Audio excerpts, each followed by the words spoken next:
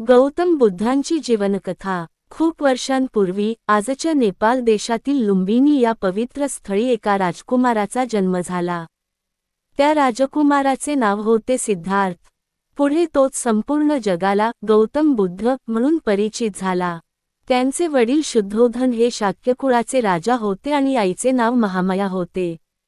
सिद्धार्थ जन्माला आले तेव्हा राजवाड्यात आनंदाचे वातावरण होते. भविष्य सांगणाऱ्या एका ऋषींनी भाकीत केले, हा बालक मोठा होऊन महान राजा बनेल किंवा जगाला मार्गदर्शन करणारा महान संन्यासी बनेल. राजा शुद्धोधनांना आपल्या मुलाने संन्यास घ्यावा असे नव्हते. त्यांनी सिद्धार्थाला सर्व सुखसोयींमध्ये ठेवले. राजवाड्यात सुंदर बागा, नृत्य, संगीत, खेळ, उत्तम अन्न, सर्व काही होते. दुःख, आजार, मृत्यू यांसारख्या गोष्टी त्यांच्यापासून दूर ठेवल्या गेल्या. सिद्धार्थ मोठे झाले. ते अत्यंत बुद्धिमान, शांत आणि करुणामय होते. त्यांचे लग्न यशोधरा नावाच्या राजकन्येशी झाले. त्यांना राहुल नावाचा मुलगा झाला. सर्व काही असूनही सिद्धार्थांच्या मनात एक प्रश्न सतत घोळत होता, जीवन म्हणजे नेमके काय? लोक का दुःखी असतात? एके दिवशी त्यांनी रथातून बाहेर जाण्याचा आग्रह धरला. तेव्हा त्यांनी 4 दृश्ये पाहिली, एक वृद्ध मनुष्य, एक आजारी माणूस, एक मृतदेह आणि एक शांत संन्यासी. त्या 4 दृश्यांनी त्यांच्या मनात खोल विचार निर्माण केले. माणूस वृद्ध होतो, आजारी पडतो, शेवटी मरतो. मग या जीवनाचा अर्थ काय? हा प्रश्न त्यांना अस्वस्थ करू लागला. एका रात्री सर्व झोपले असताना त्यांनी आपल्या पत्नी आणि मुलाकडे प्रेमाने पाहिले आणि सत्याच्या शोधासाठी राजवाडा सोडला. हा प्रसंग महाभिनिष्क्रमण म्हणून ओळखला जातो. ते जंगलात गेले. अनेक गुरूंकडून ज्ञान मिळवण्याचा प्रयत्न केला. कठोर तपश्चर्या केली. अनेक दिवस अन्न पाणी न घेता ध्यान केले. पण त्यांना जाणवले, अतिकष्ट किंवा अतिसुख दोन्हीही योग्य नाहीत. त्यांनी मध्यम मार्ग स्वीकारला. ते बोध गया येथे एका पिंपळाच्या झाडाखाली बसले. त्या झाडाला पुढे बोधी वृक्ष म्हटले गेले.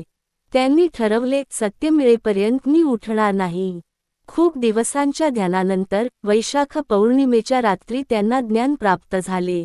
ते बुद्ध झाले, म्हणजेच जागृत झालेले. बुद्धांनी प्रथम उपदेश सारनाथ येथे दिला. या उपदेशाला धर्मचक्र प्रवर्तन म्हणतात. त्यांनी 4 आर्यसत्य सांगितले. 1. जीवन दुःखमय आहे. 2. दुःखाचे कारण तृष्णा आहे. 3. तृष्णा नष्ट केली तर दुःख संपते.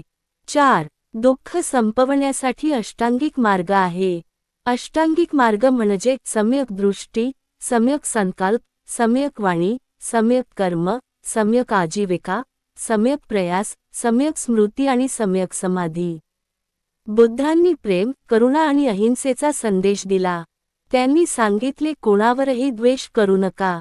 क्षमा करा. सत्य बोला. लोभ टाळा. त्यांचे शिष्य आनंद, महाकश्यप, सारिपुत्र यांसारखे अनेक ज्ञानी होते. हजारो लोक त्यांच्या शिकवणीने प्रभावित झाले.